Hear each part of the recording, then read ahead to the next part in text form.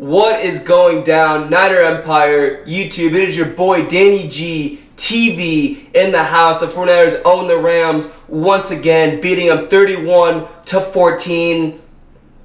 And the faithful take over SoFi Stadium, or as Damon Bruce on 95.7 The Game yesterday called it, Fancy Candlestick, because with all due respect to Levi's Stadium, it is not nearly the home field advantage that Candlestick Park once was.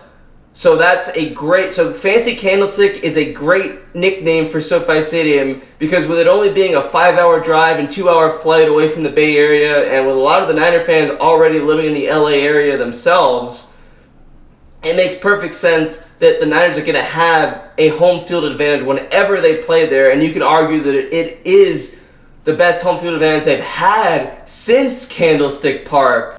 And it's funny because the Rams PA announcer was always like, "Whose house? Whose house?" And I was at the NFC Championship game at SoFi last year. Yes, the only game that we lost to them in the last few years, and the only game that actually mattered, of course, because it was a playoff game. But of course, the Niner fans outnumbered the Rams fans there. I had standing room only, and I was maybe in the one section where you did see a few more Rams jerseys, but I was wondering why it would still be loud when the Niners were on offense and the Rams would score a touchdown, or because of course it would still be louder when the Rams were on offense or the Niners would score a touchdown. But I was wondering why it still was pretty damn loud when the Niners fans just outnumbered the Rams fans. And then a few months ago, I read that they actually pump in crowd noise at SoFi, and I'm like, oh, right, that makes perfect sense. But anyway, what a game that was on Sunday. Oh, by the way, Matt Mayoka was interviewed on the 49ers pregame on Sunday on KNBR, and he made a great point about the whose house, basically saying the PA announcer is probably just isn't asking the crowd a rhetorical question. He's legit asking, whose house is it? Because it does not seem like the Rams' house when the 49ers are playing there, or it doesn't even seem like the Rams' house on any game there in general. So, but anyway, what a game on Sunday. Christian McCaffrey setting an NFL record with a passing touchdown, a receiving touchdown, and a rushing touchdown. Of course, throwing the touchdown pass to Brandon Ayuk at the end of the first half, and then getting the touchdown reception from Jimmy Garoppolo, and then getting the rushing touchdown as well. Of course, the Niners gave up a second, third, and fourth round pick in 2023 and a fifth round pick in 2024. And a lot of the critics are like, oh, why did they trade so many picks for just a running back? Well, Christian McCaffrey is more than just a running back. He can be a receiver too. He's the opposite of Debo, basically. And on Sunday, he proved that he could throw the ball if he needs to as well, because that was a pretty sweet pass to Ayuk. So they didn't just give up all those picks for just a running back. If they were just giving him up for an average running back, then maybe you could make the argument that, hey, that wasn't the best move. But they gave up those picks for one of the most versatile players in the entire NFL. A player that can do more than just be a running back.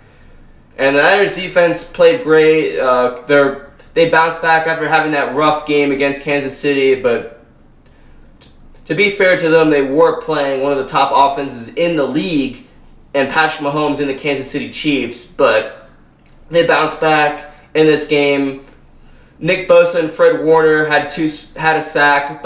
Each had a sack on Matthew Stafford. In the first half, Matthew Stafford did have the touchdown pass to Cooper Kupp, the first scorer of the game, and the Rams offense looked pretty decent in the first half for the most part, but then as the second half came along, the Niners defense was absolutely shut down. Matthew Stafford, Cooper Kupp, Tyler Higbee, and the Rams. Hufanga had another monster game, having 6 tackles, 2 assisted tackles.